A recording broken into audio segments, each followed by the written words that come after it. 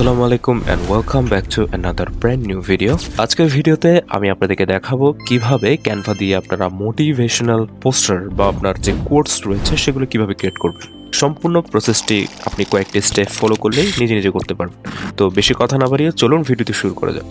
প্রথমে আপনারা ক্যানভা অ্যাপসটি ওপেন করে নেবেন। দেন ক্যানভা অ্যাপসটি ওপেন করার পরে আপনার সামনে এরকম একটি ইন্টারফেস চলে আসবে। আপনারা যেটা করবেন, আপনারা এখানে ইনস্টাগ্রাম পোস্ট লিখে সার্চ করতে পারেন, কারণ আপনার যে এটা স্কোয়ার সাইজ থাকবে, যার কারণে, অথবা আপনি চাইলে কাস্টম সাইজে ক্লিক করে নিতে পারেন। অ্যান্ড আপনার যতটুকু 1080p, আপনি উইথ হচ্ছে 1080p, কারণ হাইট হচ্ছে 1080p, আপনি এটা দিবেন। দেন ক্রিয়েট নিউ ডিজাইনে ক্লিক করবেন। দেন ক্রিয়েট নিউ ডিজাইনে ক্লিক করার পরে আপনার সামনে এরকম ব্ল্যাঙ্ক একটা স্লাইড বা পেজ, আপনি যেটাই বলেন না কেন, শো করবে। আমরা টেমপ্লেট ইউজ করছি না, আমরা টেমপ্লেট ইউজ না করে করার চেষ্টা করি। তো দেখুন আমার সামনে একটা ব্ল্যাঙ্ক পেজ চলে আসবে।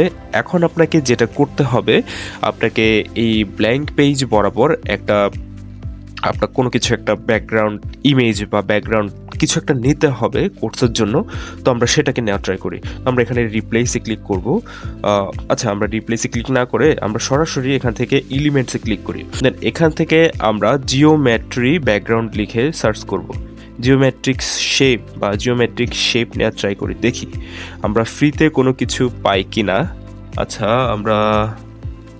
আমরা সরি, জিওমেট্রিক শেপ না, আমরা নেওয়া ট্রাই করি, জিওমেট্রিক ব্যাকগ্রাউন্ড। দেখি কি চলে আসে, ফ্রিতে কোনো কিছু পাই কিনা সেটা আমরা আগে দেখি।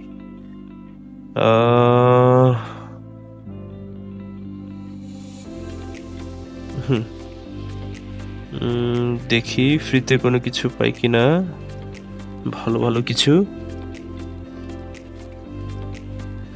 হ্যাঁ, ফ্রিতে আমরা এটা ইউজ করতে পারি, এটা আমার থেকে ভালো লেগেছে। হ্যাঁ, এটাকে আমরা পুরো স্ক্রিনের সাথে ম্যাচিং করে নেব। এভাবে টেনে কান ধরে টান দিয়ে ম্যাচিং করে নেব। আরেকটা কথা বলে রাখা ভালো, আপনার 3 ডট আইকনে ক্লিক করে সেটিংসে ক্লিক করব। দেন সেটিংসে ক্লিক করার পরে শো মার্জিন যেটা অপশনটা রয়েছে, সেখানে আপনি ক্লিক করে রাখবেন। কারণ এই মার্জিনের ভিতরে যত প্রকার ডিজাইন থাকবে, আমরা এই মার্জিনের ভিতরে করার ট্রাই করব, কারণ এটা হচ্ছে ডিজাইনিং এর রুলস।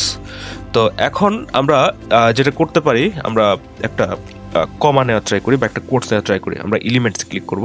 এলিমেন্টসে ক্লিক করার পর এখান থেকে আমরা কোর্স লিখে সার্চ করব, QUOTES, কোর্স লিখে সার্চ করার পরে দেখতে পাচ্ছেন আপনার সামনে এরকম চলে আসবে। তো এখান থেকে আমরা কোনো কিছু একটা নেওয়া ট্রাই করি, দেখি আমি এটা নিতে পারি কিনা, দেখি। হ্যাঁ, এটাই নিই। ও না, এটা না, আমরা দেখি কি না যায়। আমরা এটা নিতে পারি, কোনো সমস্যা নেই। হ্যাঁ, এটা আই থিঙ্ক এটা পারফেক্ট হবে। এটা সাইজটা একটু ছোট করতে পারি, আমরা এভাবে টেনে ছোট করতে পারি। দেন এটাকে আমরা এই বরাবর করে অ্যাড করতে পারি, এভাবে। একটু জুম করি, আমরা দেখি। হ্যাঁ, এভাবে এখানে আমরা এটা অ্যাড করতে পারি। আমরা চাইলে এটার সাইজটা একটু বাড়িয়ে দিতে পারি যদি আমাদের দরকার প্রয়োজন অনুযায়ী। তো আমি একটু সাইজটা একটু করে বাড়িয়ে দিই এটার। হ্যাঁ, আপনি চাইলে এটা কালারটা চেঞ্জ করতে পারবেন, বাট আই থিঙ্ক এটার সাথে এই কালারটা ম্যাচিং হচ্ছে। দেন পরবর্তীতে আমরা এখানে কিছু টেক্সট অ্যাড করার চেষ্টা করব। আমি টেক্সট এখানে অ্যাড করছি। আমি এখানে একটা সাব হেডিং অ্যাড করার ট্রাই করি। তো টেক্সটে ক্লিক করে দেব। দেন এখানে দেখতে পাচ্ছেন অ্যাড এ সাব হেডিং। তো সাব হেডিংটা আমরা সেন্টারে অ্যাড না করে লেফট সাইডে অ্যাড করার ট্রাই করি। তা আমি টাইপ না করে সরাসরি পেস্ট করার ট্রাই করি, সরাসরি পেস্ট করে দিই, কারণ টাইপ করতে গেলে আমার অনেক সময় লাগতে পারে। তো আমি সময় বাঁচানোর জন্য এটাকে করে দিলাম। দেন এখন যেটা করব, এটাকে আমরা একটু এই সাইডে নিয়ে ট্রাই করি। আচ্ছা, দেখি এটাকে একটু সাইজটা একটু ছোট করে দিই আমি, একটু। হ্যাঁ,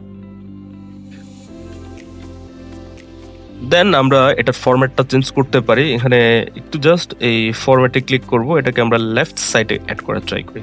অলরাইট, আমি একটু লেখা থাকে, এটা একটু বড় সাইজ একটু বড় করার ট্রাই করি, জাস্ট এতটুকু।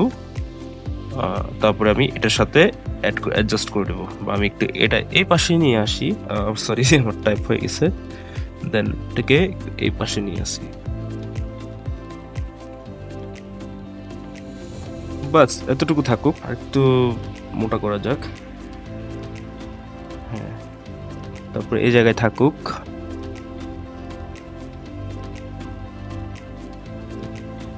দেন একটু বড় করে দেই।